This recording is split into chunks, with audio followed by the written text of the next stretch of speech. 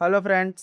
मैं सोमू विश्वकर्मा आज आपको बताऊंगा कि आप घर बैठे कुछ ही मिनट में, अगर आप बिहार के निवासी हैं तो आप कास्ट सर्टिफिकेट या फिर निवास प्रमाण पत्र आप कैसे बैठ के बना सकते हैं।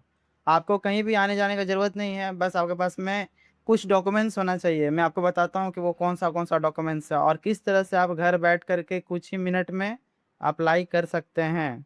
ठीक है, तो आपको मैं बताता हूँ कि कास्ट सर्टिफिकेट कैसे अप्लाई होता है। सबसे पहले आपको अपना कोई भी एक ब्राउज़र को ओपन कर लेना है। ठीक है, जैसे कि ब्राउज़र को ओपन कीजिएगा, वहाँ पे आपको सर्च करना है RTPS। ठीक है ना, जैसे कि यहाँ पे है RTPS, मैं सर्च कर दिया। जैसे कि RTPS में सर्च किया, ये ऑप्शन आएगा RTPS 3 का, इसको खोलना है। जैसे कि ये खुलेगा, ये जैसे कि खुल गया। ठीक है, यहाँ पे देखिए आपको मिलेगा आवासीय, यहाँ पे ये ऐसे रहेगा। ठीक है, सामान्य प्रशासन विभाग, योजना एवं विकास विभाग, श्रम संस्थान विभाग, गृह विभाग। ठीक है, तो हम लोग को सामान्य प्रशासन विभाग के ऊपर में क्लिक करना है। यहाँ पे आवासीय है, जाति है और आय है। मैं अभी आपको जाति प्रमाण पत्र बना करके दिखाता हूँ। सपोज दैट हमको जाति बनाना है, हम जाति के ऊपर में क्लिक करेंगे। यहाँ पे आ रहा है अंचल स्तर, अनुमंडल और जिला स्तर। अंचल स्तर का मतलब हो गया ब्लॉक लेवल पे। ठीक है, तो मेरा जो मान के चलिए कि मेरा ब्लॉक अगर लगता है, मेरा जैसे गया जी है, मेरा ब्लॉक लगेगा, तो मैं यहाँ पे अंचल स्तर पे क्लिक करूँगा। आप लोग भी किसी भी तरीका से आप बना सकते हैं। कोई जिला से बनाता है, कोई अंचल से बनाता है, बहुत सारा ऑप्शन आता है।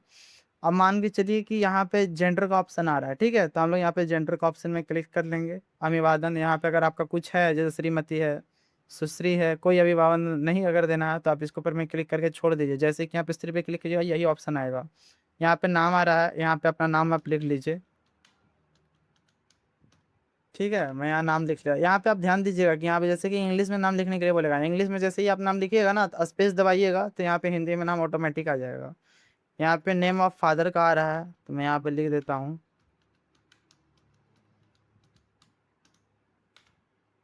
ठीक है, यहाँ पे माँ का नाम आ रहा है, लिख दिया। यहाँ पे नेम ऑफ हस्बैंड, या फिर पति का नाम मान के चलिए कि अगर आपका शादी नहीं हुआ है तो आप छोड़ दीजिएगा। यहाँ पे एक मोबाइल नंबर बोलता है, मोबाइल नंबर यहाँ पे डाल दीजिएगा।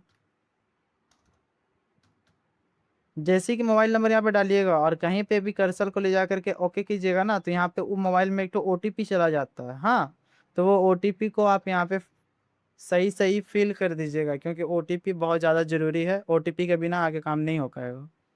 तो मेरे पास जैसे कि OTP आ गया, मैं यहाँ पे OTP डाल देता हूँ। यहाँ पे वैलिडेट करूंगा, ये देखिए वेरीफाई हो गया ना, ओके कीजिएगा। उसके बाद नीचे आइएगा, यहाँ पे एक ईमेल आईडी बोल रहा है डालने के लिए। ईमेल आईडी एकदम मैंडेटरी है भाई, ईमेल आईडी आप लोग डाल दीजिएगा। ईमेल आईडी आप इसलिए डाल रहे हैं क्योंकि अगर आपका बन जाएगा ना तो आपका ईमेल पे एक तो PDF सेंड कर दिया जाता है, आपको डाउनलोड करने का जरूरत नहीं होता है। हालांकि ये कोई ज़रूरी नहीं है, लेकिन आप डाल दीजिएगा तो बढ़िया रहेगा।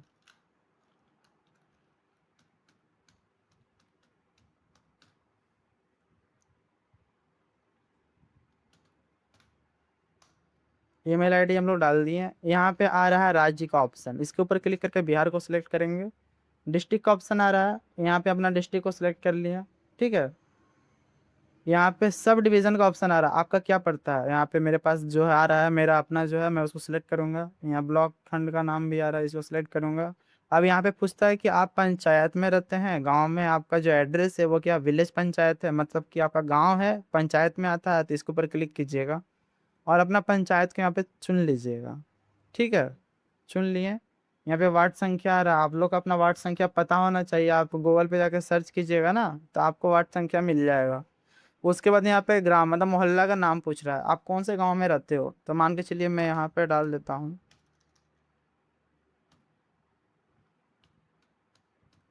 मैं यहाँ पे डाल दिया गांव का नाम। यहाँ पोस्ट ऑफिस आ रहा है, पोस्ट ऑफिस भी मैं यहाँ पे डाल देता हूँ।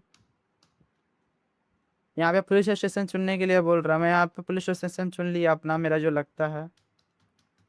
मैं यहाँ पे अपना पिन कोड लिख लिया। उसके बाद में यहाँ पे ना आधार नंबर लिखने के लिए बोलता है। ठीक है, तो हम यहाँ पे अपना आधार नंबर लिख लेते हैं,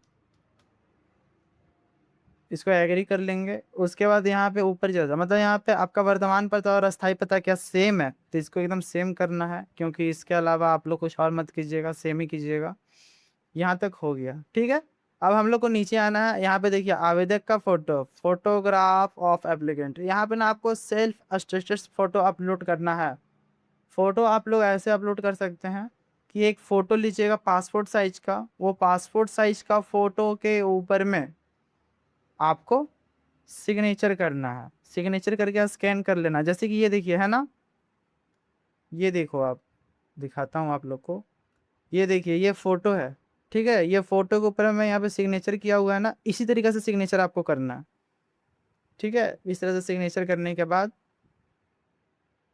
आप लोग यहाँ पे पेशा चुनेंगे। पेशा यहाँ पे स्टूडेंट रख सकते हैं, गवर्नमेंट सर्विस आपको किस लिए चाहिए आप वो कर सकते हैं, तो यहाँ पे स्टूडेंट चुन लेते हैं। कैटेगरी पूछ रहा है तो इसका कैटेगरी अत्यंत पिछड़ा वर्ग ओबीसी में आती है। यहाँ पे कास्ट पूछ रहा है तो इसका कास्ट क्या लगता है मुझको, यहाँ पे कास्ट चुनना है। यहाँ पे बहुत सारा कास्ट आ रहा है, आप लोग अपना कास्ट देख लीजिएगा। ठीक है, इसका कास्ट जो है, इसका कास्ट इसका यहाँ है,